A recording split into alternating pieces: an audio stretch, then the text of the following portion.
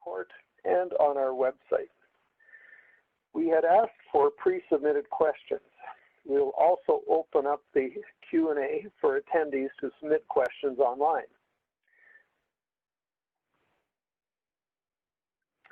We will try to get all of your questions on the call today.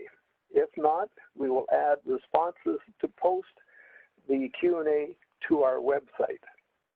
In just a few minutes, our CEO and members of the WCB's executive team will share the 2019 financial and operational highlights with you.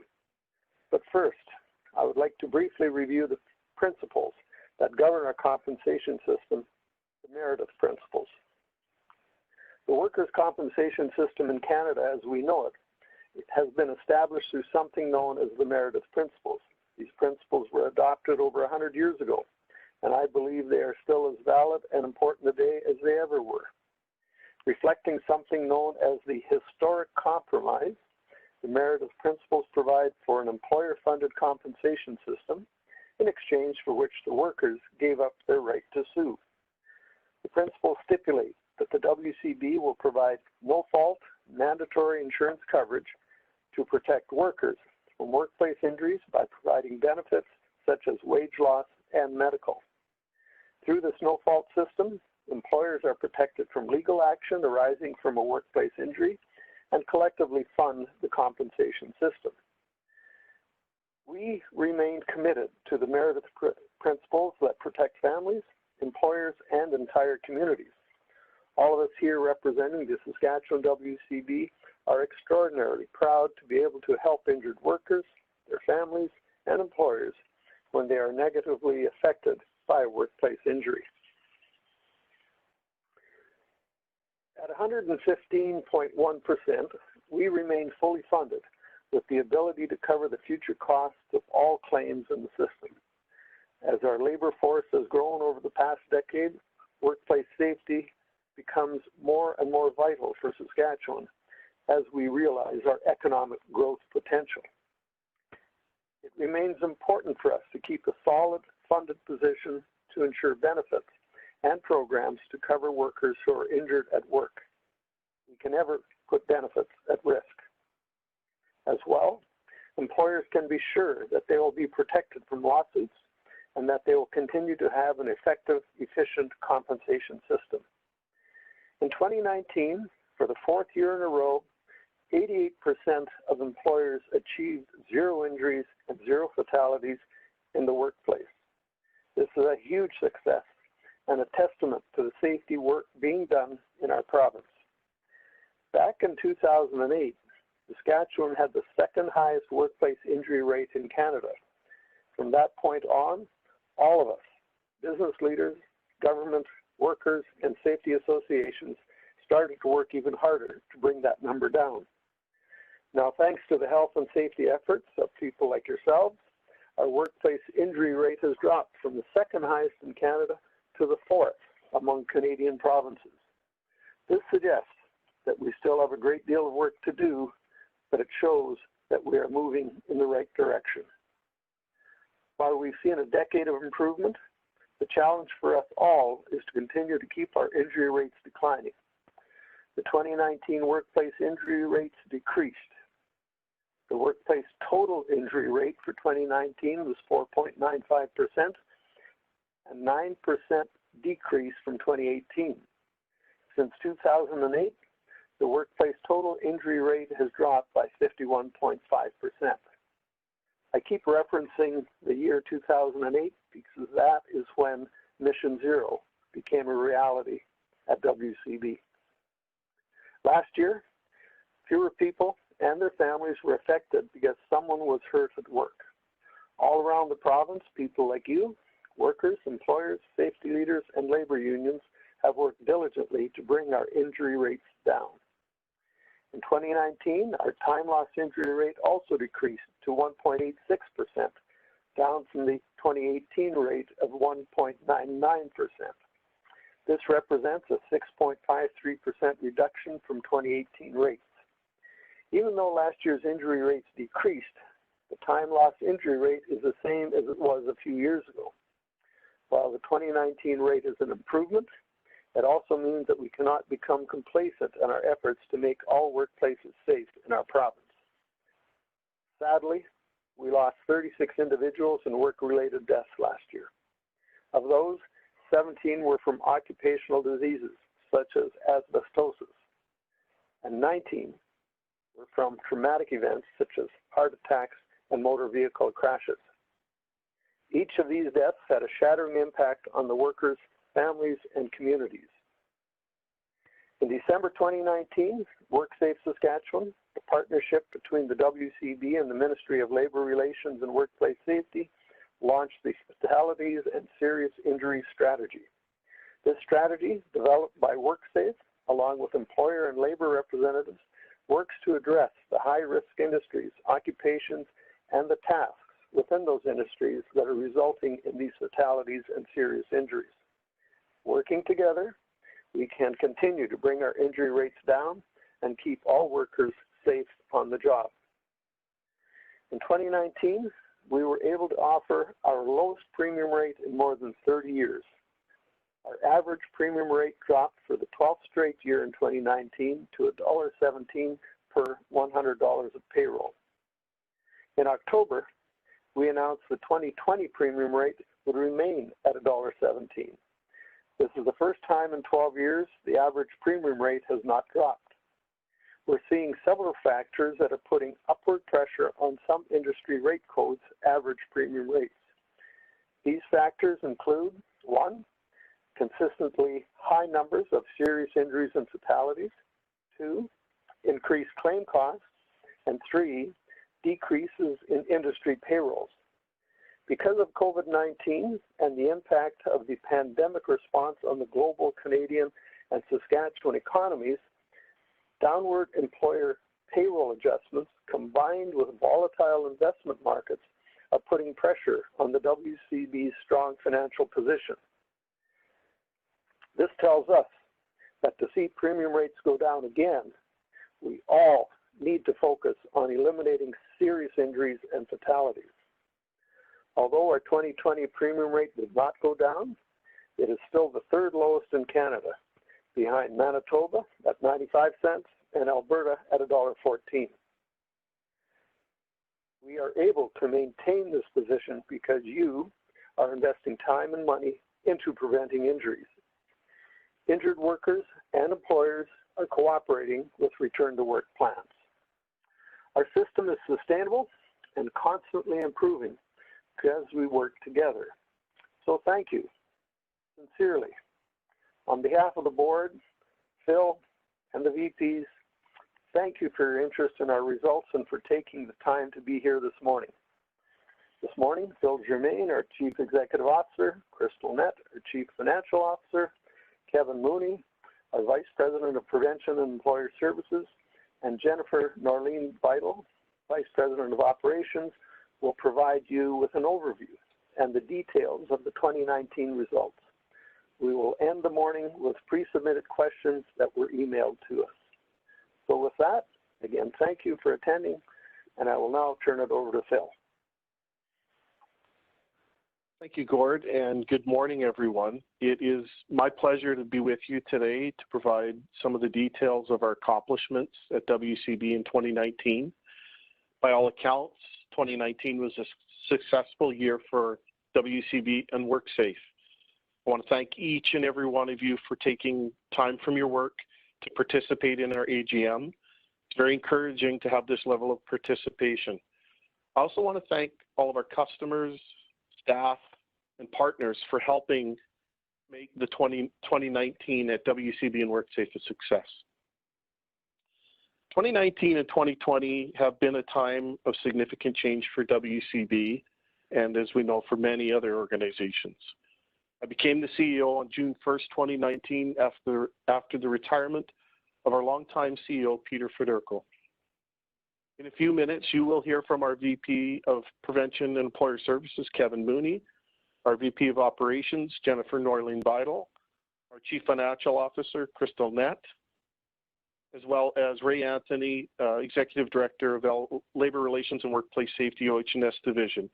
We also have Stuart Cunningham, our VP of HR, and George Georgiadis, our Chief Technology Officer, with us today in the event we get questions related to their areas of the business. As Gord said, we'll end the presentation with a brief look ahead and then, time permitting, take as many questions as we can. As Gord highlighted in his opening remarks, our vision is to eliminate injuries and restore abilities. The greatest value to our customers and stakeholders is if we are able to work together to prevent all injuries and fatalities. If someone is injured, we want to prevent disability by helping our customers recover and restore their abilities so they can return to work. We know workers are better off when they return to work. We know that prevention is better than rehabilitation, and rehabilitation is better than compensation. We will move forward by working with our customers and our partners and our staff to make the changes necessary to positively impact our customer service and the value to our customers. Our vision of eliminating all workplace injuries and restoring all injured workers' abilities to pre-injury is a long-term view of where we want to be. Our true north keeps us constantly focused on working towards our vision. We believe by constantly improving these 5 areas of our business, safety, quality, timeliness, people, and financial, we will continuously deliver a better customer experience by improving service and creating greater value for our customers. I will now turn it over to Kevin Mooney to provide an overview of our safety and prevention outcomes and programs from 2019. Thank you, Phil, and good morning, everyone. In this next section, I would like to present our efforts to prevent workplace injuries, as the easiest claim to manage is the one that never happens. Next slide, please. In this slide, we're showing the raw numbers for the various indicators we track to help us determine if we're having a positive impact on health and safety. From a prevention perspective, we tend to focus on a number of metrics to indicate that our prevention strategies are working. The change in the total injury rate, time lost injury rate, and number of claims and fatalities provide a broader view of whether or not our injury prevention efforts are working well. We want to see all of these numbers going down to get a better sense of our improvement. Our 2019 cumulative number of external injuries is a 4% reduction from the 2018 levels. A 4% reduction in the total number of external injuries is a positive achievement, considering the fact that the total number of workers covered in the province also increased from 410,000 to 433,000 from 2018 to 2019.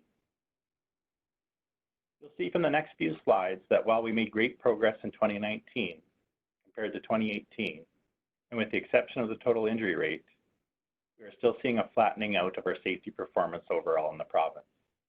When I say we in this context, I mean WCB, the Ministry of Labour Relations Workplace Safety, and other various safety partners in the province.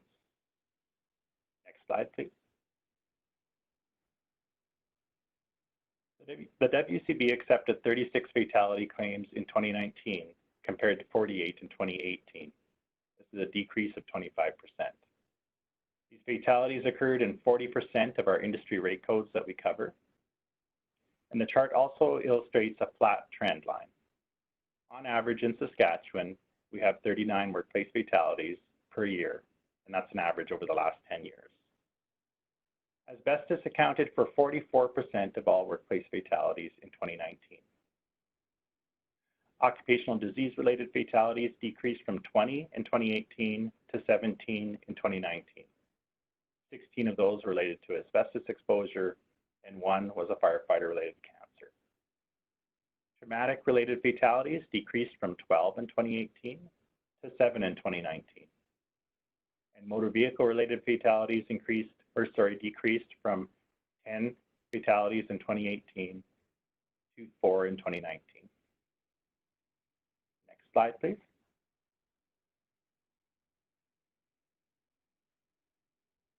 WorkSafe is a partnership between the Ministry of Labour Relations and Workplace Safety and the Workers' Compensation Board. WorkSafe is a strong and cooperative partnership that focuses its strategies on 4 pillars: awareness, education and training, targeting initiatives, and partnerships and leadership. The Prevention Department focused on healthcare in 2019, and as our plan didn't evolve as quickly as we had hoped, foundational elements were established in the industry. In addition to healthcare, transportation, and municipalities continue to account for a disproportionate number of injuries in the province. Also, psychological injuries and slip and falls account for a high number of serious injuries in the province. We continue to have a success in our targeting initiative in 2019. In 2019, there were 170 employers in the Priority Employer Program. The 170 employers experienced a 7.72% drop in their collective injury rate during that time period. In addition, we engaged first responders to help them better deal with psychological injuries and also assisted the provincial fire chiefs better understand how they can identify and tackle the causes of occupational cancers. Next slide, please. WCB and WorkSafe have many partnerships focused on helping strengthen each of the 4 pillars of our strategies. The safety associations are long-standing partnerships with industry to help address injury prevention in specific rate codes through education, training, and other prevention initiatives. We partner with industries to establish these safety associations. Each safety association is governed by a board of directors representing employers and workers from the rate codes that fund the association. All safety associations follow a strategic planning process and report their results against their plans to industry and the Workers' Compensation Board.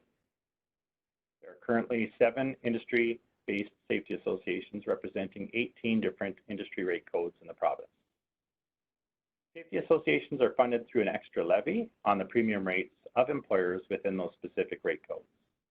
And the safety associations received $11.4 million in WCB funding in 2019, which is up from $11.2 million in 2018.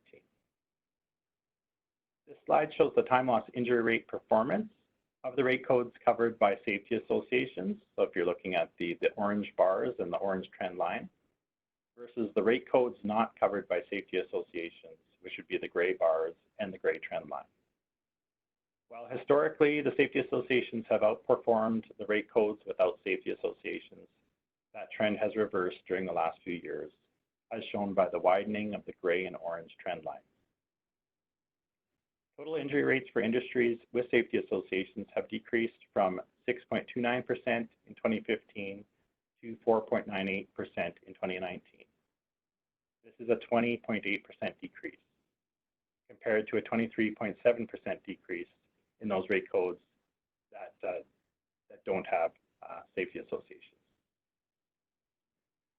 Comparing 2018 to 2019, the total injury rate for rate codes with safety associations experienced a 10.3% decrease from 5.5% to 4.98%, while those without safety associations decreased from 4.9% to 4.48%, which is an 8.6% decrease.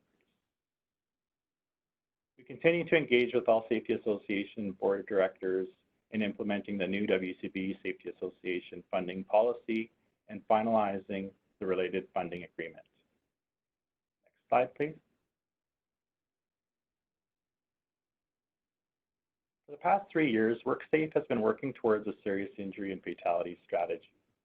In 2019, WorkSafe Saskatchewan collaborated with employer and labor stakeholders to develop a provincial fatalities and serious injury strategy, which publicly launched by Minister Morgan on December 2nd, 2019.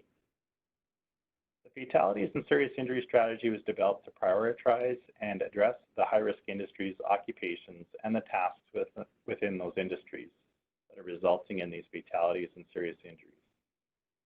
Through WCB's serious injury definition, analysis indicates that the province of Saskatchewan has approximately 2,400 serious injuries every calendar year. As a result, WorkSafe used this information to focus prevention initiatives going forward until the end of 2021. The 4 focus priorities in relation to fatalities are asbestos exposure, work-related motor vehicle crashes, firefighter cancer exposures, and falls from heights. The 5 focus priorities in relation to serious injuries are healthcare, transportation, first responders as it relates to psychological injuries, manufacturing, specifically hand injuries, and the construction industry, falls from heights. More details and ongoing reporting of the results regarding this strategy can be found on the WorkSafe website at www.worksafesask.ca. I will now turn it over to Ray Anthony, Executive Director, Occupational Health and Safety Division, Ministry of Labor Relations Workplace Safety, to provide an OH&S update.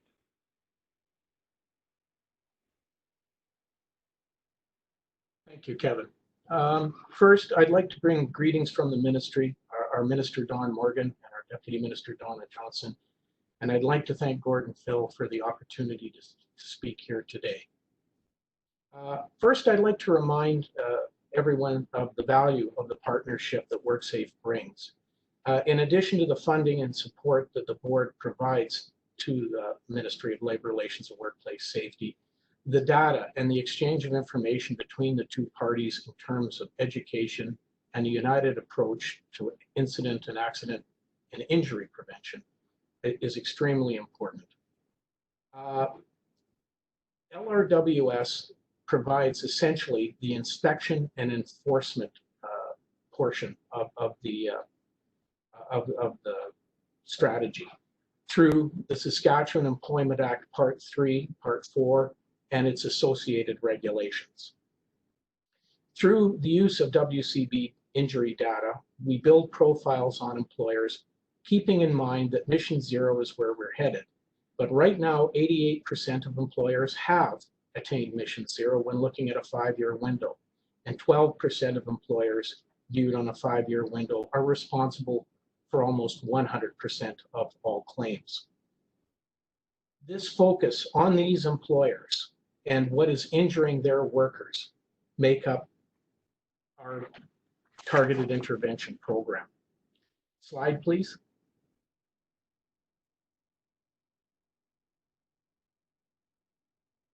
The targeted intervention program and the serious injury and fatality strategy make up what we refer to as proactive inspections.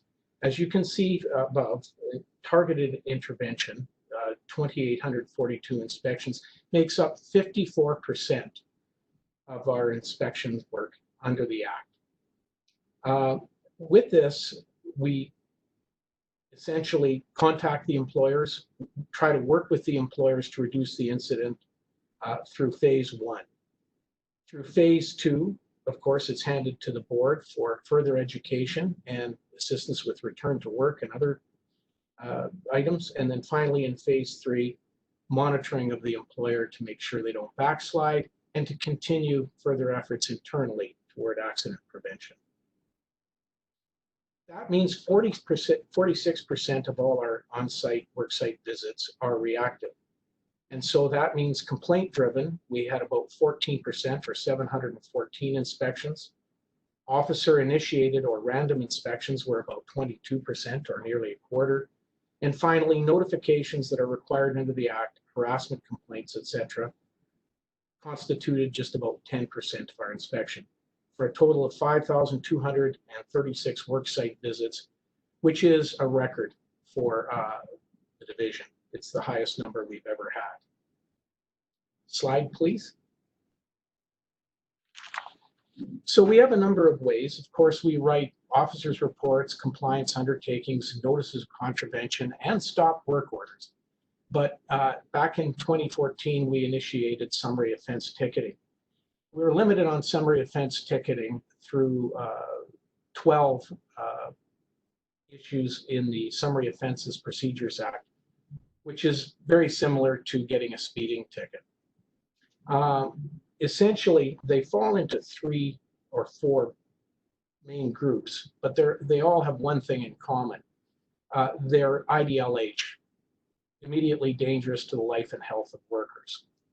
So that would include issues around fall protection, safety in excavations, guarding of equipment, and personal protective equipment.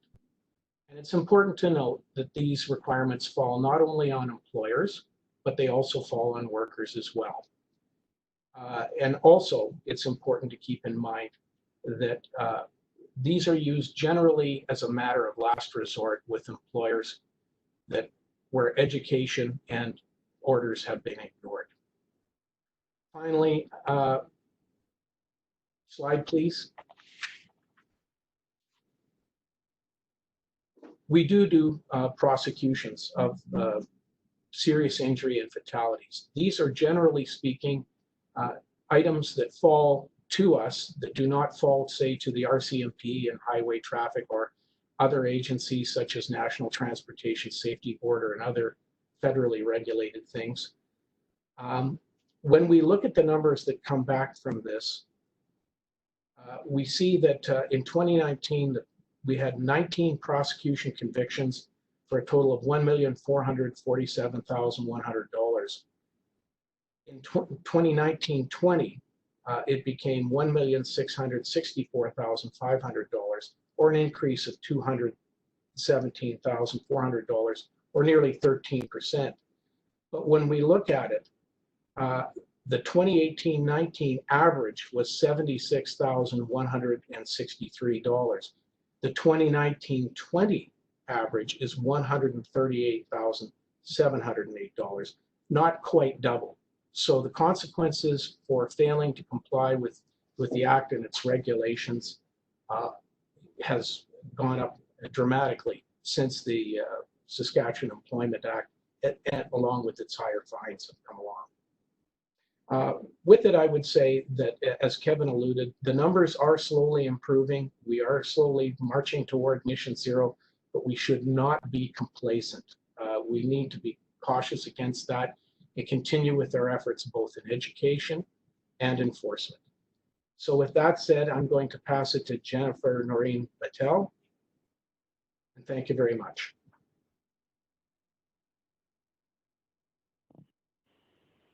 Thank you, Ray, and good morning, everyone. I'm going to spend the next few minutes reviewing some of the quality and timeliness highlights.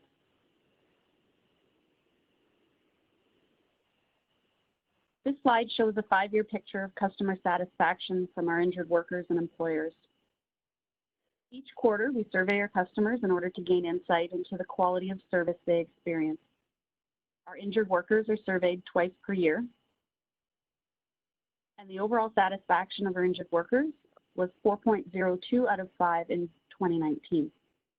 This is shown in the red line on the chart here. This was a slight decrease from previous year of 4.17 and slightly below our target of 4.2. Employers are surveyed in the second and fourth quarters of the year, and overall satisfaction of employers in 2019 was 4.18 out of 5, which is shown in blue on the chart. Again, just below our target of 4.2. Employers' results for 2018 were 4.23, just to compare.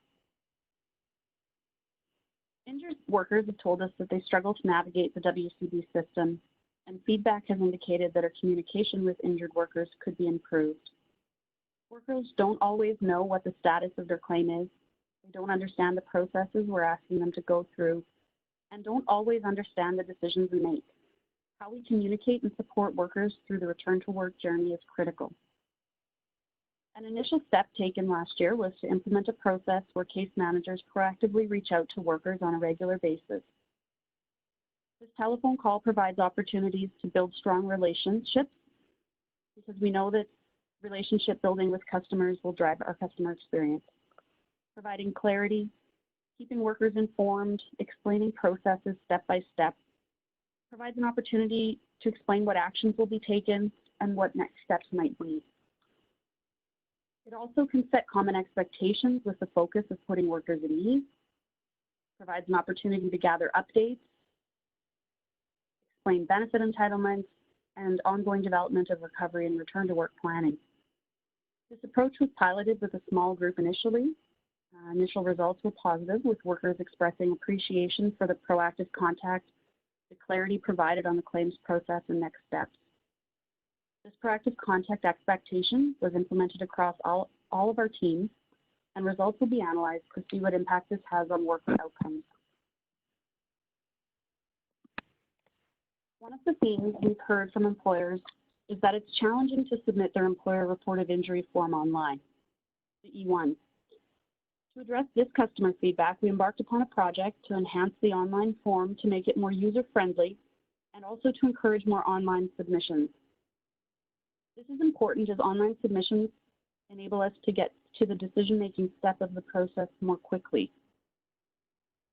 The focus in 2019 was on developing the enhanced form based on customer feedback with an initial pilot planned for the first quarter of this year. The pilot commenced on February 24th and ran until March 20th. Initial feedback was positive. However, our sample size was relatively small, and that was intentional. Next steps involve analyzing the results from the pilot, including the employer feedback on their experience and ease of use, make any adjustments, and then expanding the pilot further. To take this a step further, in 2019, we began planning toward improving our voice of the customer systems that will enable more timely feedback, drive improvement, and improve performance. The improved systems will allow for better, more actionable data and will provide business areas with more timely and relevant feedback at the various moments that matter along our customer journey. To test our ability to obtain more timely feedback, more recently we asked employers about their experience with the employer payroll statement process. This feedback will be analyzed and insights and quantitative data will be provided to our employer services team to improve this process.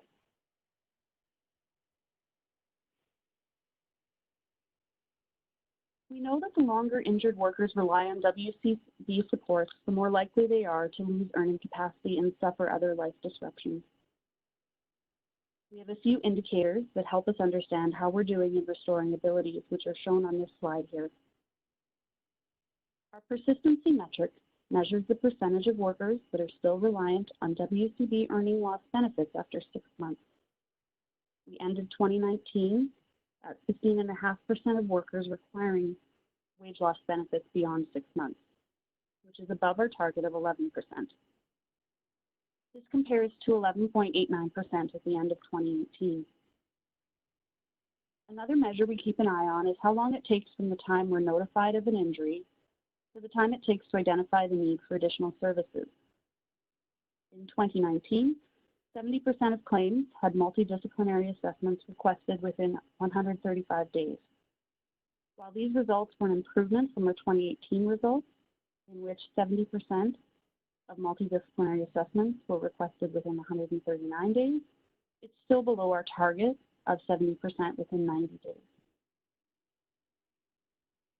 Claims durations are the average amount of time missed because of a work injury and are an indicator of the timeliness of our claims processes and how well all the partners are working together to support the worker in their recovery and return to work. This includes employers, workers, unions, healthcare providers, and our WCB. Our durations were leveled throughout most of the year, and average durations of claims in 2019 was 41.52 days, down slightly from 41.89 days in 2018. This was a smaller improvement than we targeted for 2019. I'm going to take a little bit of time here to explain a couple of initiatives that we worked on in 2019 that we expect will influence outcomes for workers. The first is our claims intake process. The sooner decisions made on a claim acceptance, the sooner we can arrange for the necessary supports that the worker needs. We know that we have opportunities to improve the timeliness of our initial claim adjudication, which led to an improvement event in June of 2019. The concept coming out of the event was to develop a more proactive intake process where needed information was collected earlier on in the process.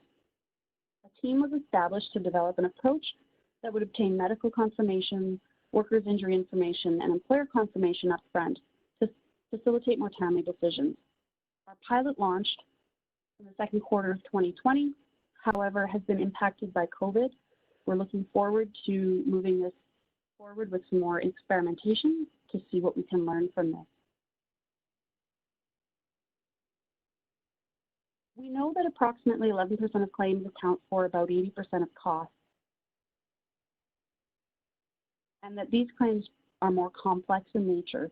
To help us get better at handling these claims, we've established a couple specialized units.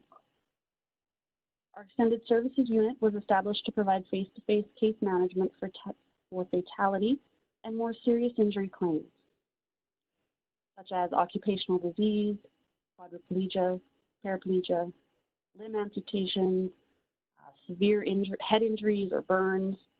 Those are some examples. This unit assists workers with those more complex needs across a smaller staff complement who are more experienced and have an opportunity for more specialized training. More recently, we established a unit to handle psychological injury claims. We've seen the number of primary psychological injury claims increase from 329 in 2014 to 744 in 2019. This is a 126% increase. These claims require a more specialized skill set, and a pilot of the psychological injuries unit began in the fall of 2019.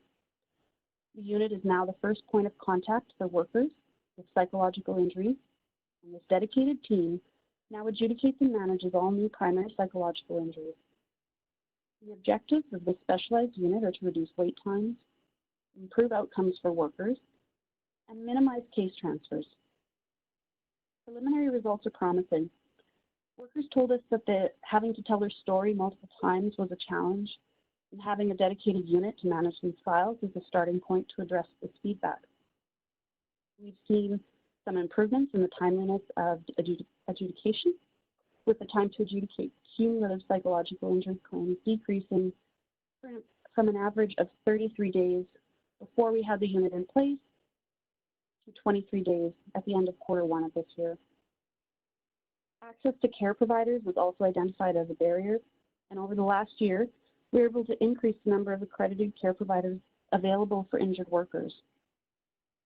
We expect to continue to see the number of psychological injury claims increasing moving forward, and continue to further explore opportunities to expand our pool of accredited care providers.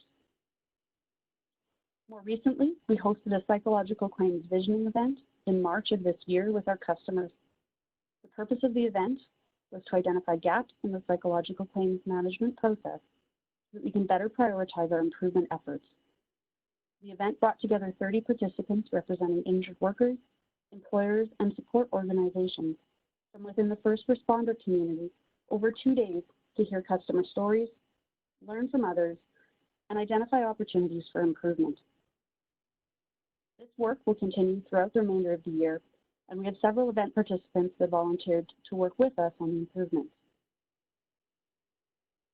We recognize that a more significant change in how we approach disability management is required for us to realize the outcomes that we're looking for, and we've also begun planning for a claims transformation initiative. While transformative initiative isn't going to result in immediate changes within the next 6 to 12 months, we will be laying out a plan that will be a little bit longer term, a 3 to 5 year plan that will help us achieve our future state.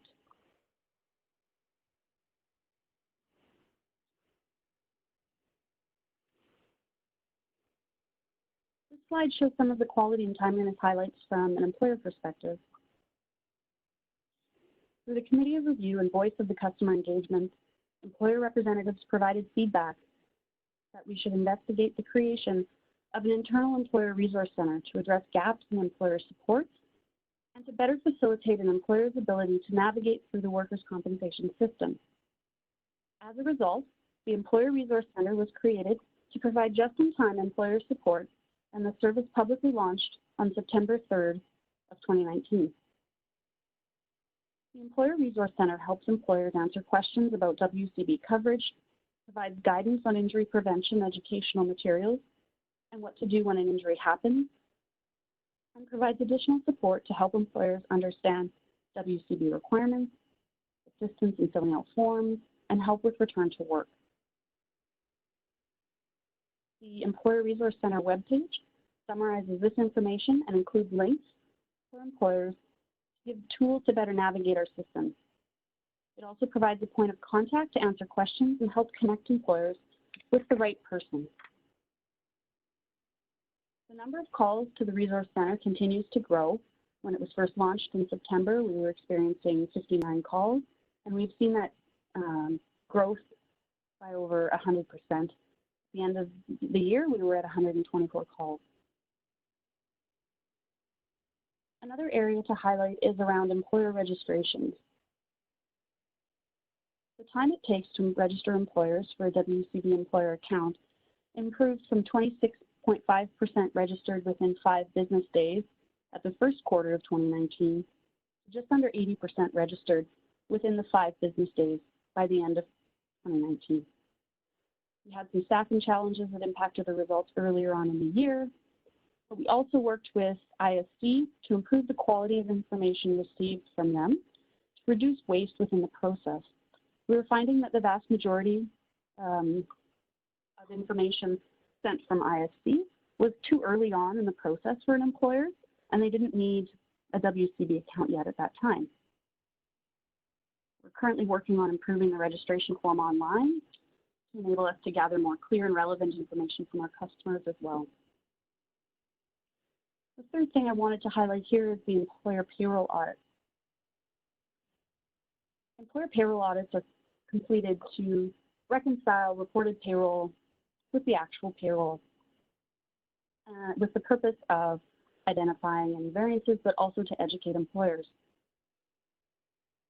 In 2019, of the audits that were completed, 67.6% of them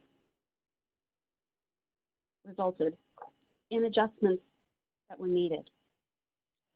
32.3% of audits resulted in a credit adjustment, with the primary reason for credit adjustments being that employers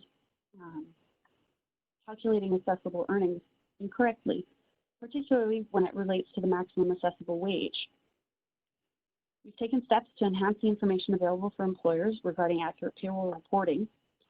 Enhanced instructions were added to the online employer payroll statement reporting, and the surveys that I mentioned earlier connected to the employer payroll statement reporting also will include customer feedback that will help us adapt our approach and adjust our communication accordingly. 35.3% of audits had debit adjustments in 2019, which were primarily related to subcontractor reporting errors. The remaining 32% were audits in which no adjustments were made, indicating that those employers were reporting accurately.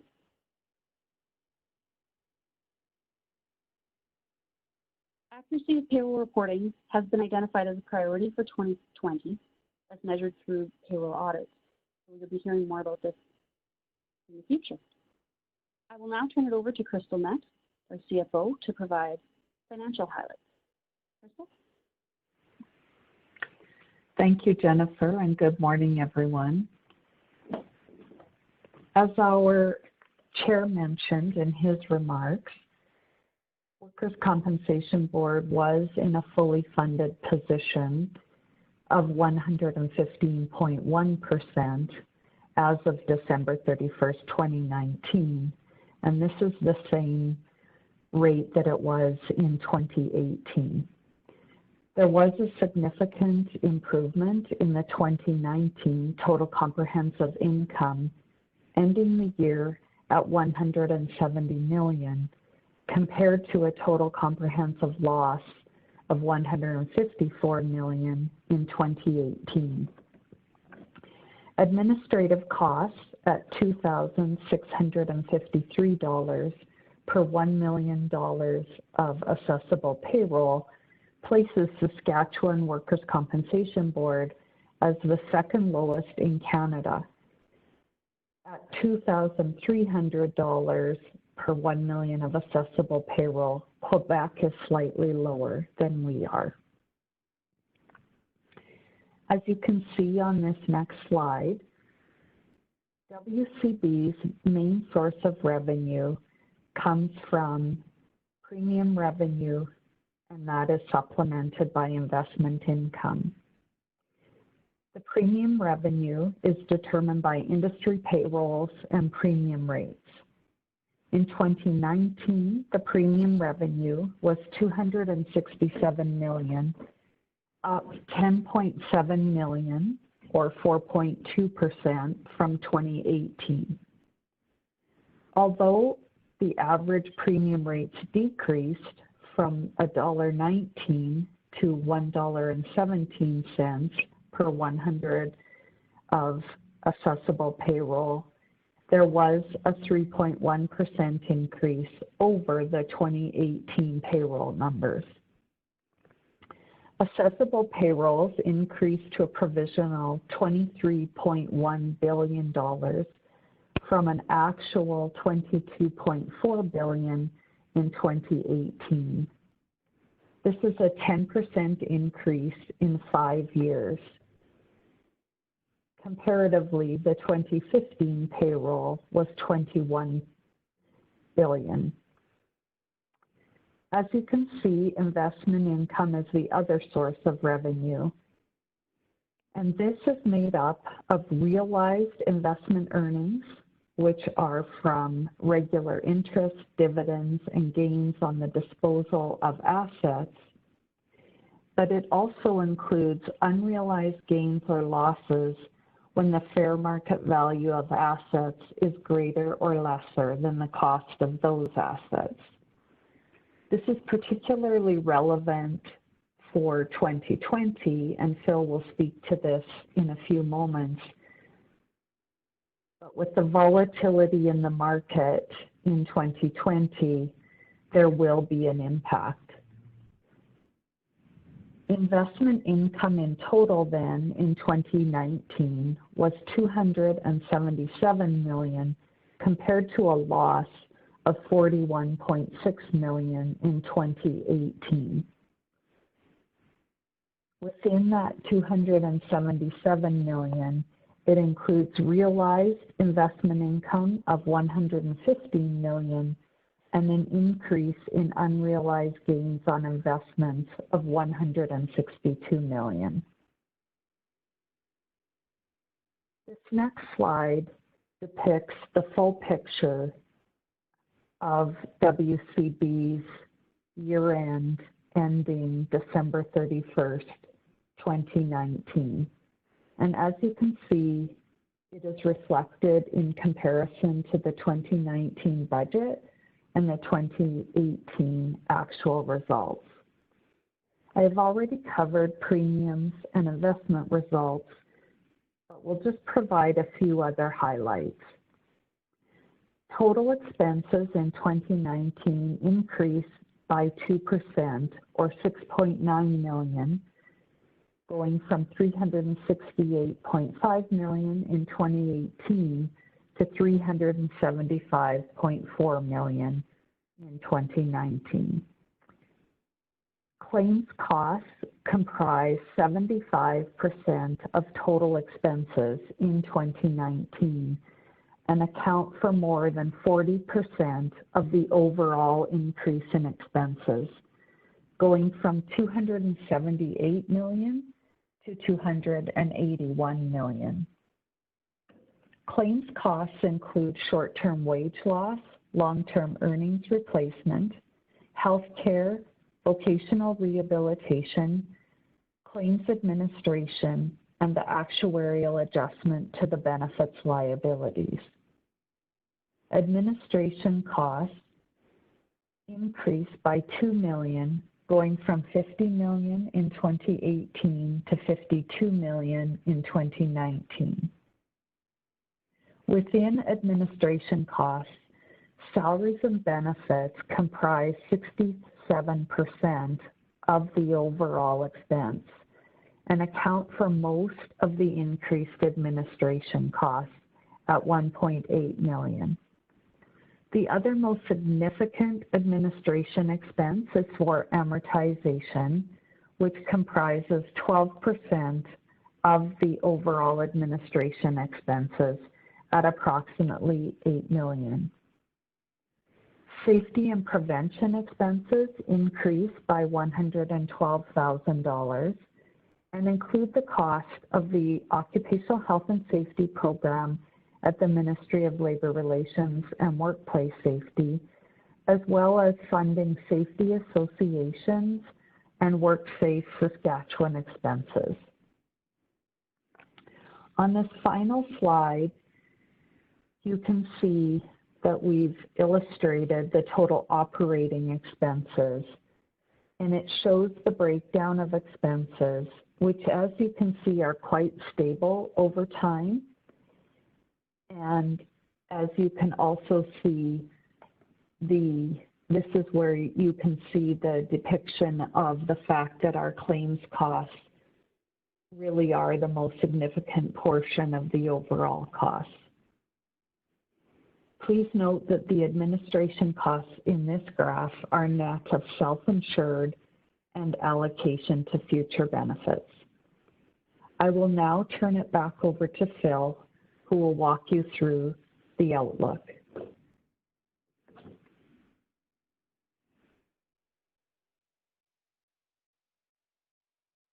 I'll just wait for it. Thanks, Crystal. This next slide, which I'll wait, look at the 2020 operating budget.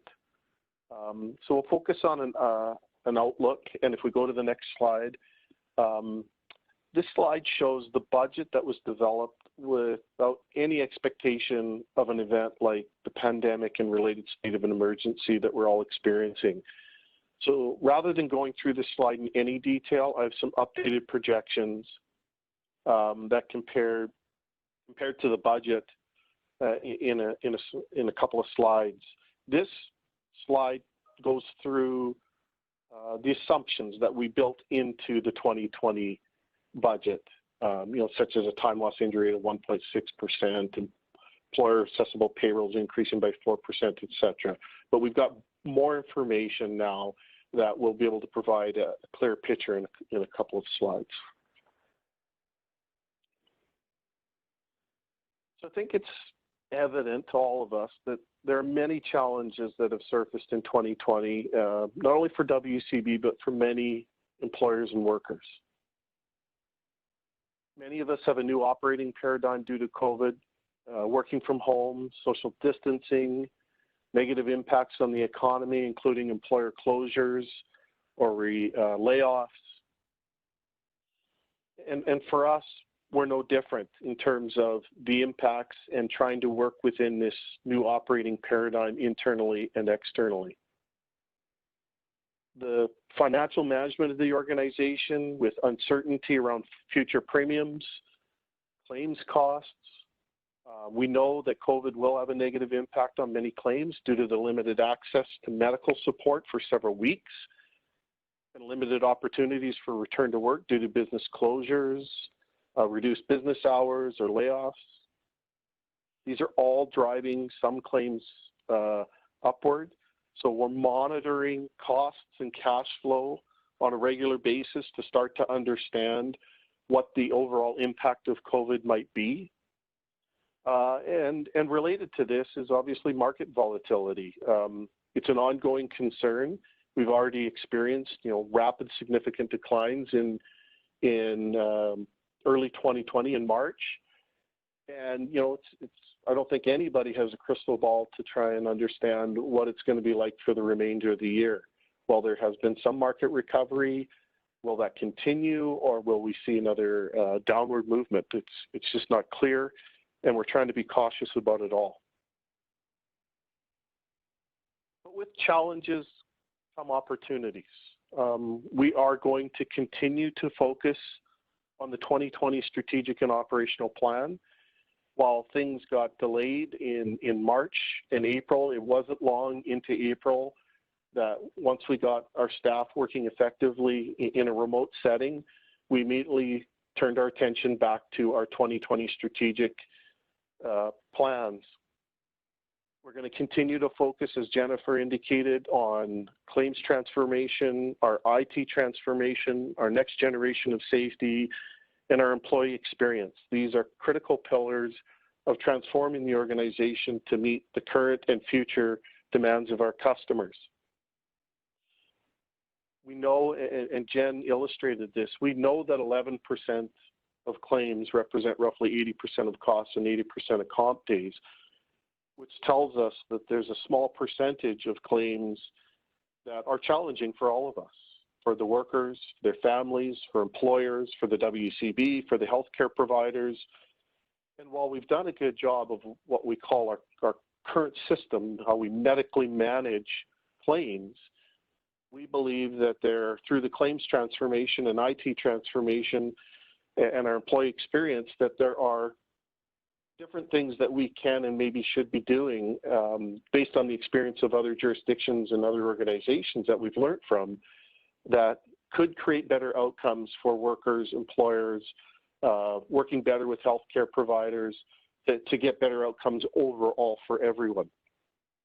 So that's the essence of what's wrapped up in those strategic initiatives. Due to the COVID situation, we immediately started to look at different ways of supporting employers and injured workers.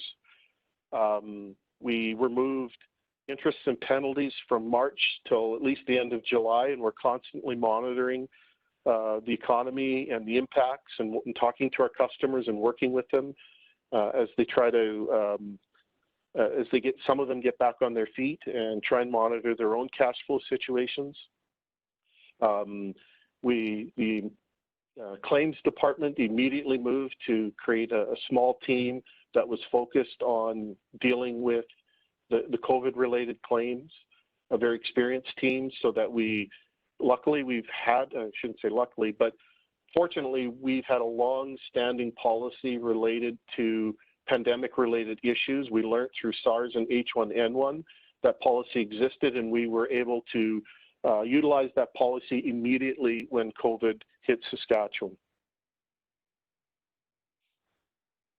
The pandemic response has accelerated our own innovative thinking, and I'm guessing for many employers. We were forced to learn in an environment and create new standards for service delivery that we've never experienced before. We figured out how to deal with training events virtually, customer consults virtually.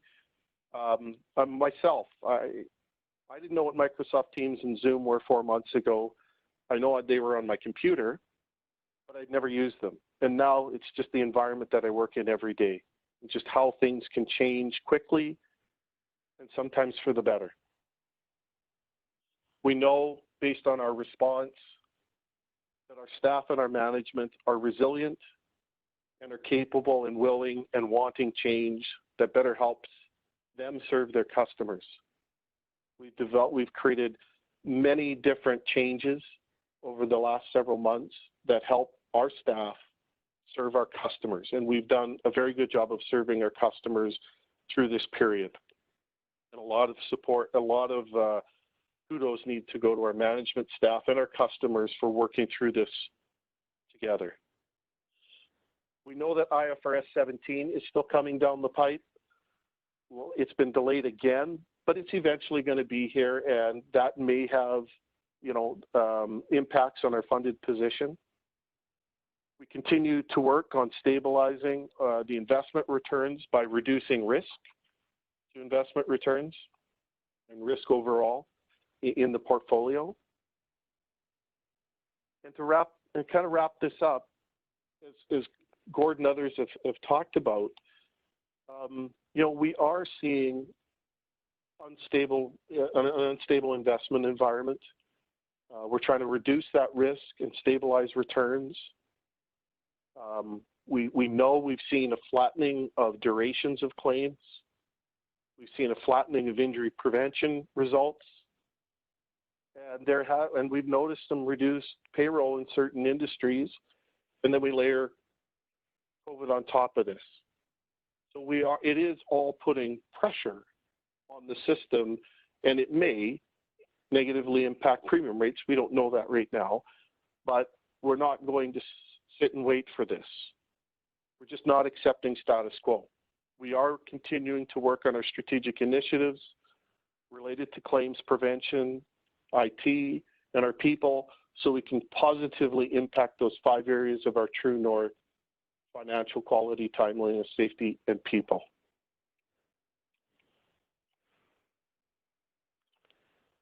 So this next slide features kind of our updated thinking in terms of what our 2020 budget was based on those previous assumptions that we'd shown, and our current projections based on some new information that we've got. Overall, you can see that the slide shows that our revenue is likely going to be down around 21 million. Our expenses overall might be down around 29 million, but our investments are likely to be down around 89 million. Based on our current information we have, these are kind of our best guess estimates right now, which is a net loss of about 79 million in 2020 compared to what we thought was going to be a net income of about 1.4 million.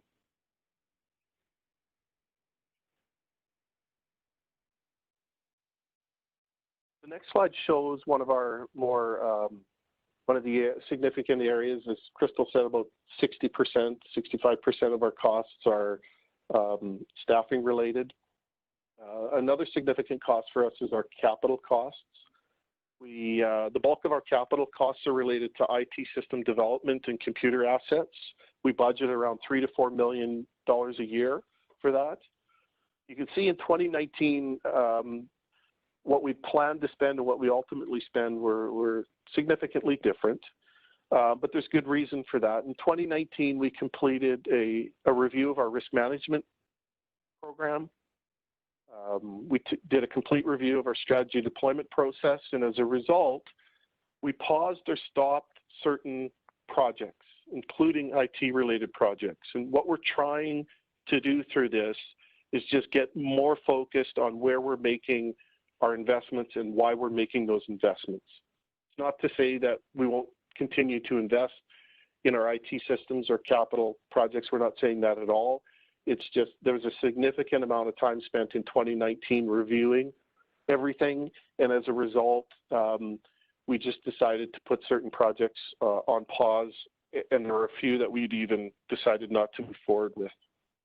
We are currently going through a people, process, and technology review of IT, which is ultimately going to lead us to a roadmap, a future state for IT that's going to help us better enable the other transformations, claims transformation, next generation of prevention, and our people strategies, so that at the end of the day, we can get to, as Jennifer said, get to where we want to be, where we are able to better serve our customers and create that better customer experience.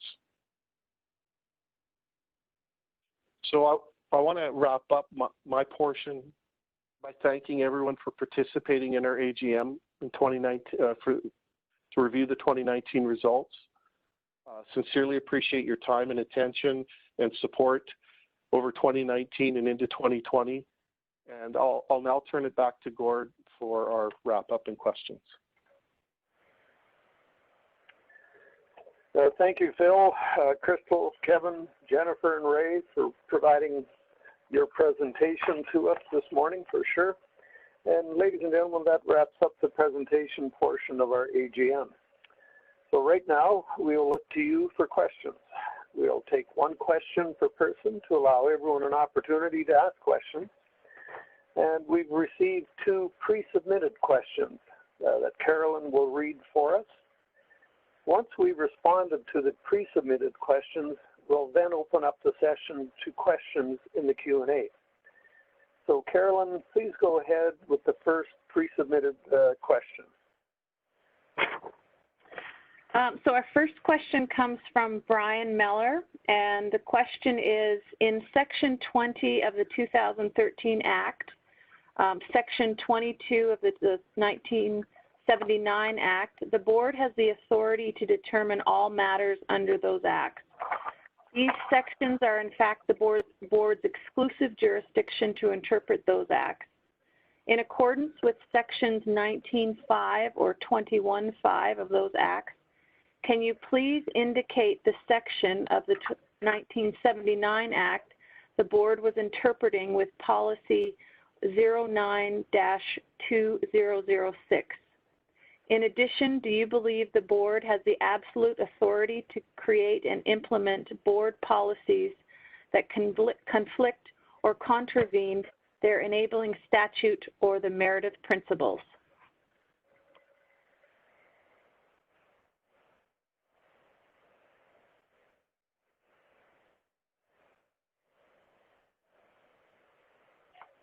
Phil, please go ahead.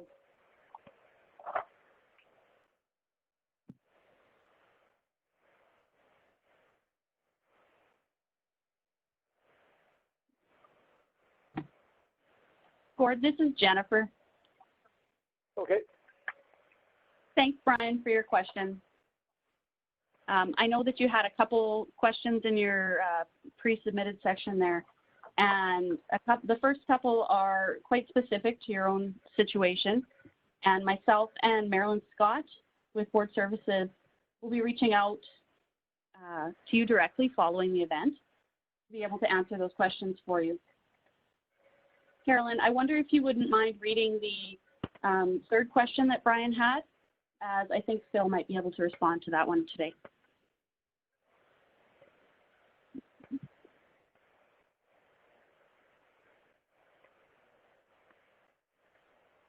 Okay.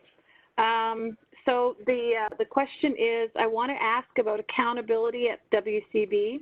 It is evident the WCB by design has a top-down management scheme. With that in mind, can you provide the roles of the following individuals regarding that accountability? CEO, corporate solicitor, director, governance and board services, or other board staff, minister responsible for WCB, board members, and the chairman. The board being the ultimate authority at the WCB system, are they accountable to any outside authority for determinations made of their enabling legislation?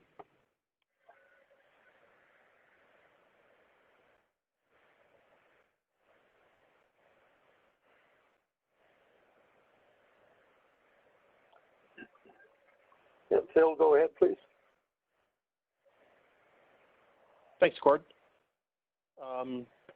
Thanks, Brian, for your questions. As it relates to board accountability, there's kind of three overarching. As you know, the board has exclusive jurisdiction to interpret our act and regulations.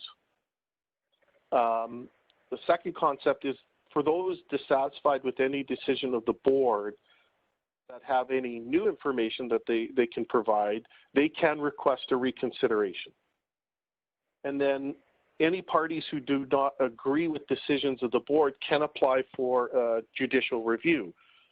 So the administration reports to the board. The board has that exclusive jurisdiction to interpret the act and the regulations, and then there are different reconsideration processes at the board level, and then ultimately, if necessary or if desired, judicial review. Thank you.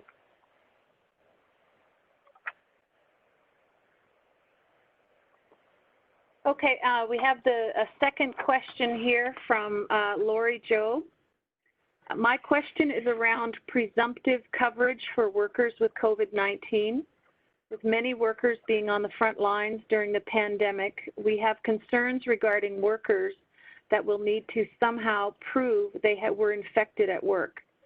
We know many people working now in grocery stores, healthcare workers, bus drivers, and many others go to work every day with the public, are much more likely to contract COVID-19.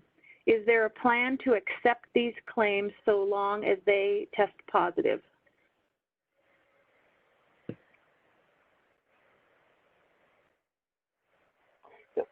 Phil, go ahead, please, or one of your people. Yeah, I think, Jen, you've been dealing with the COVID-related policies and claims in your area. Did you want to respond to Lori's question? Absolutely. Thanks. Thanks, Lori, for the question. I know that you and I have had some discussions around COVID and claims, and there's likely many that are joining in today that have similar questions. So this is a good opportunity for us to explain a little bit about where we're at and where we're going. As Phil mentioned during his comments, we actually have a communicable disease policy that we've had in place since 2010, and we've been utilizing that policy as it relates to adjudicating claims for COVID. We are obligated to operate within the legal framework of our legislation, and we need to ensure that we are providing coverage for work-related injuries and illnesses. as we consider the policy that we have in place, we do also recognize that as COVID-19 spreads, there may be multiple potential sources that exist, where that may be at work, it may be at home, or in the community. We do know that that can create some challenges when establishing a link. However, the steps that we've been taking would consider when it's more likely than not that exposure occurred in the workplace. So I know, for instance, an obvious example might refer to healthcare workers who are providing treatment to COVID-19 patients, but as you mentioned, there are many other businesses that are continuing to operate in accordance with the current public health orders, and those workers may also be at a greater risk of exposure, and that is factored into the decision-making process. As I mentioned, decisions to accept claims for COVID-19, they consider how each, every claim is considered on its own merits, obviously. But what we're looking to understand is there a medically confirmed diagnosis? What's the nature of the worker's occupation and their employment environment? What's the extent of exposure? And when we're looking at that, considering, is it more likely than not that the exposure happened in the workplace? Our most recent statistics tell us that we've received 103 claims related to COVID-19. And of those, we've accepted 30 claims and disallowed 73. Any of the disallowed claims have been as a result of no confirmed medical diagnosis, not because there was no connection to the workplace. Thank you.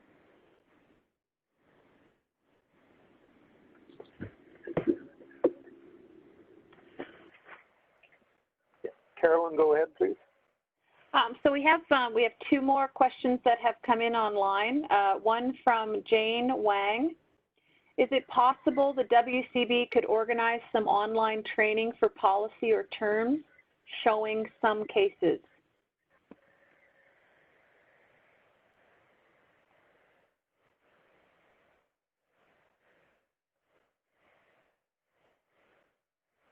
Do you want me to take that one, Gord?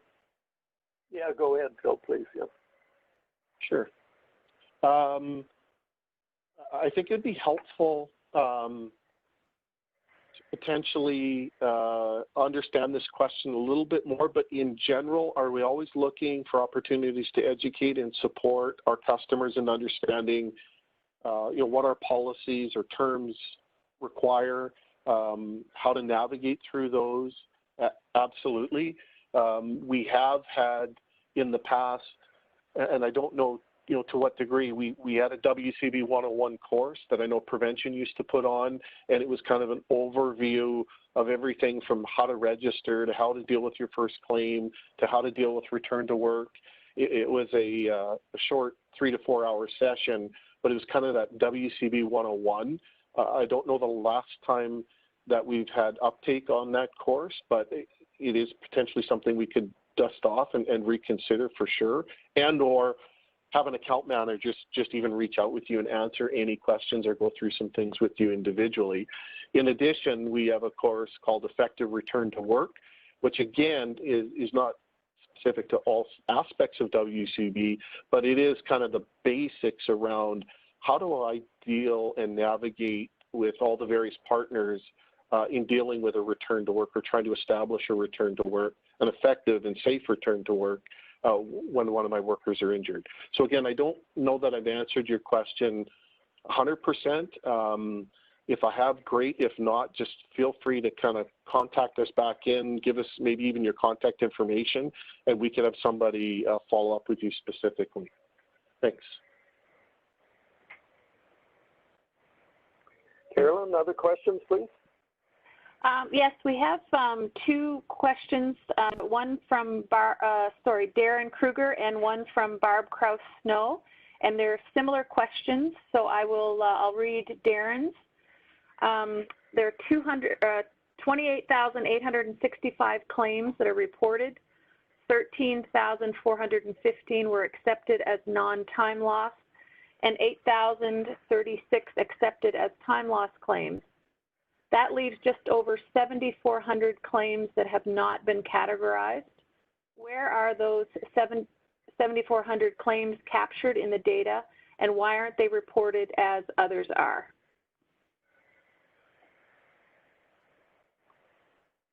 Go ahead, Phil, or designate. Kevin, you got this? Or do you want me to? Oh, sure, Phil. Thanks for the question. Yeah, so total claims reported in 2019, 28,865. No time loss claims were 13,415. So that would include claims where medical was paid. Time loss claims were 8,036. So that would be where the person lost time with their next scheduled shift.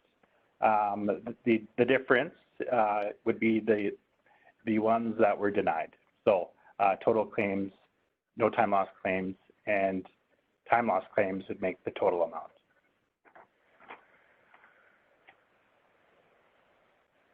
Thanks, Kevin. I just want to add to Kevin's response on what we would categorize as denied claims.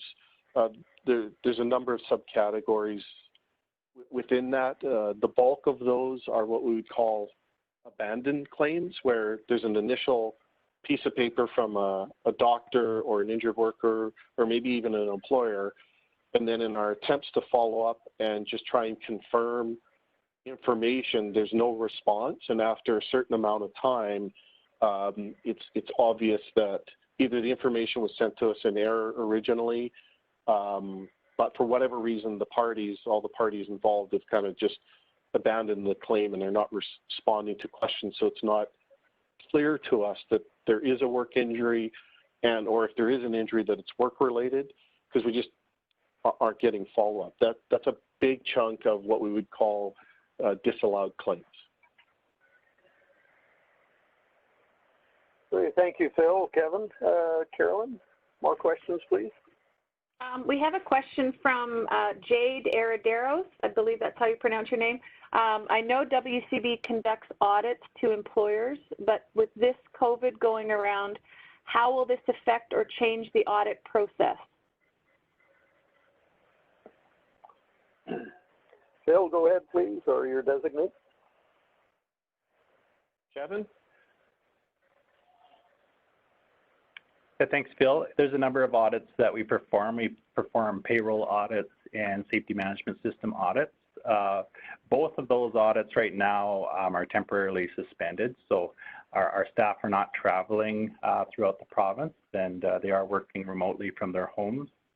As it relates to payroll audits, again, as I mentioned, they're temporarily suspended or we're not currently completing them, except for situations where there could be a refund for a customer. We'll complete that.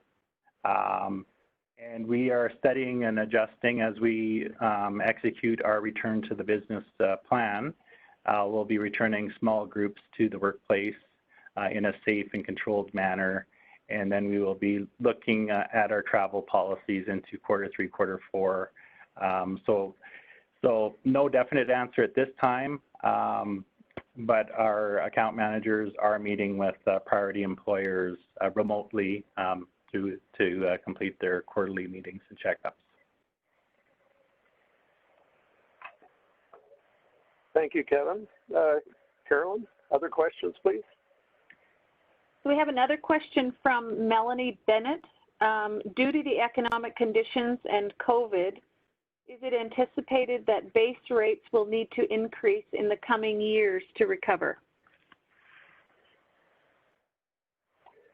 Phil, or your designate, please. Sure. Thanks, Melanie.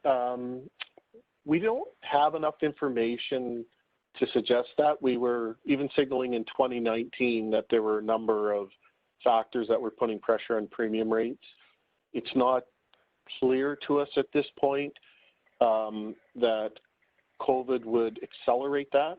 It's certainly not helping the kind of the inherent situation of flattening durations, flattening injury prevention, and in some rate codes, some decreased payroll.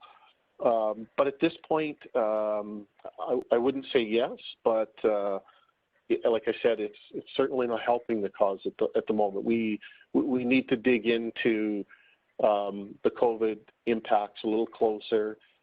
Again, a lot of our rate model predicts, when things will happen, how often they'll happen, how much they'll cost.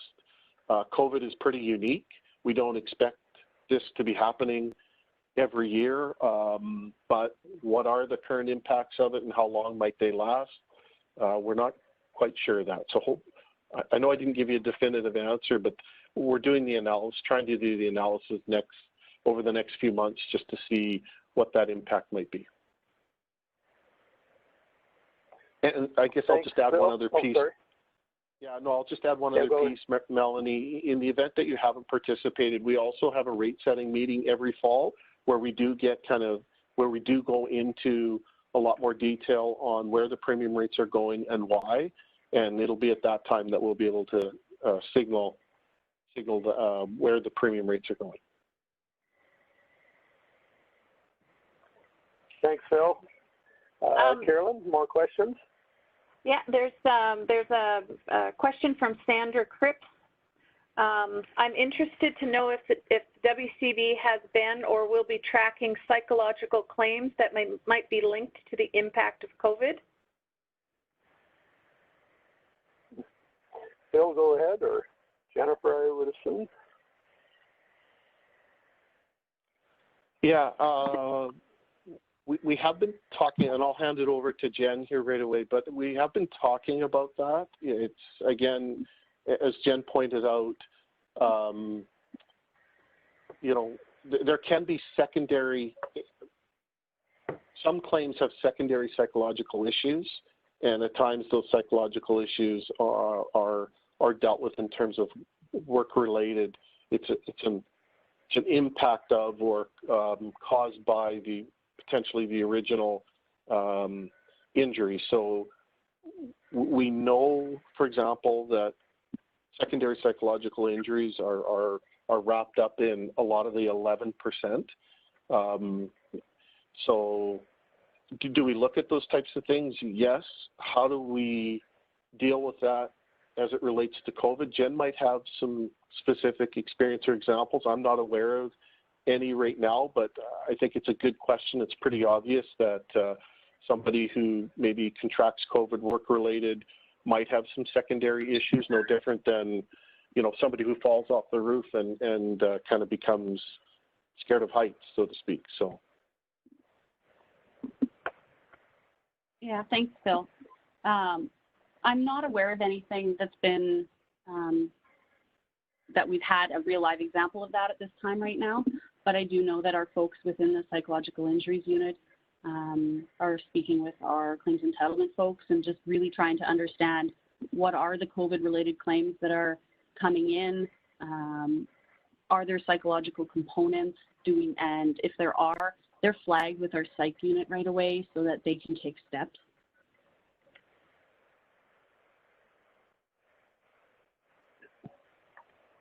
All right, thank you, Phil and Jennifer. Carolyn, other questions, please? I have a second question from Lori Job that was pre-submitted. What will be done, if anything, to fix the unfortunate policies that resulted in workers being called and told their benefits would stop due to the state of emergency and inability to access treatment? This was a very devastating time, and no worker should have to be subjected to that in the future. Hi, Lori. Phil, thanks again for your question. I'll hand this over to Jen, but to our knowledge, and Jen may have more information, to our knowledge that happened in one situation. I think the administration and the board did a very good job of quickly identifying some policy-related issues connected to the COVID situation and adjusted those very quickly and communicated them to the staff right away. And our knowledge, as far as I know, there was one individual who was inadvertently cut off of because of a return to work situation that we rectified very quickly. It is unfortunate. We totally agree with you. I'm not aware of any more, but Jen may have more information about that. Thanks, Phil. Yeah, you're correct. We're only aware of one situation where that took place, and we're able to address that very quickly. We have a policy in place that addresses interruptions in return to work. However, when that policy was developed, we weren't expecting a situation such as the COVID-19 pandemic that we're experiencing right now. And as a result, quite early on, we identified that there was some unintended consequences that might occur if we were to apply the policy as it was written. We know that we have business shutdowns, reduced services, many of which have resulted in layoffs, including for workers that are attempting to work through their return to work. So for workers in this situation, earnings loss benefits were resumed if the worker was laid off, and will continue until the workers fully recovered or able to resume their return to work. We know with reduced services, there may be delays in treatment and vocational rehabilitation for existing claims. So workers in this situation are also going to continue to receive earning loss benefits until they're considered fully recovered. In terms of the policy itself, we've put in a temporary measure to handle our current situation, but we have also flagged our overall policy for a more in-depth review as well in the future to prevent something like this from happening. I know Phil also mentioned that there was some employer relief measures that we've implemented, and just for those employers that might be listening in today, you might be thinking that some of these measures that we're taking will be resulting in increased costs on your records, which is true. However, we've also taken some steps to provide for cost relief for COVID-related claims and additional costs related to delayed recovery resulting from delays because of COVID.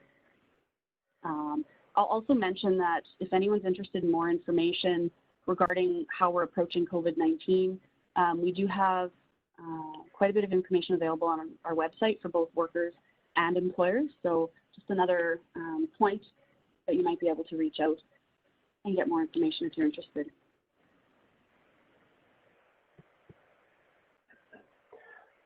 Phil, Jennifer, thank you.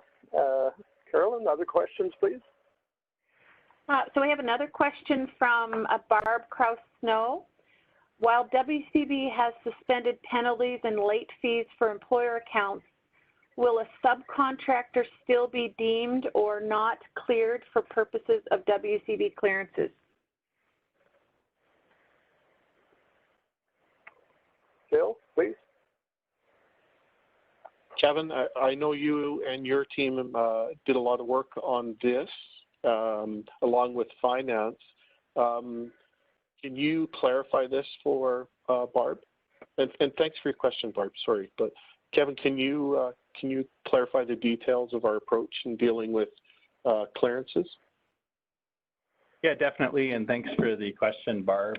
Just by way of background, we do have a cash management team that meets weekly to discuss our employer relief measures, and we continue to monitor the COVID situation and adjust those relief measures as we go forward. So as it relates to your question, we have extended the waiving of interest until July 31st, and some of that messaging is just going out to employers. So every time we do extend that timeline for the waiving of interest, we also force the clearances on our end. So clearance letters will still continue to be available for employers that meet certain criteria. So even if the contractor's account has not been paid. So really trying to streamline things for employers, and I hope that answers your question. Among other things, some new employer relief measures that we're announcing is we're waiving certain penalties for late reporting, underestimate penalties, and late registration penalties. We continue to encourage employers to revise their payrolls if they've seen a change in their business so that we can revise the premiums due.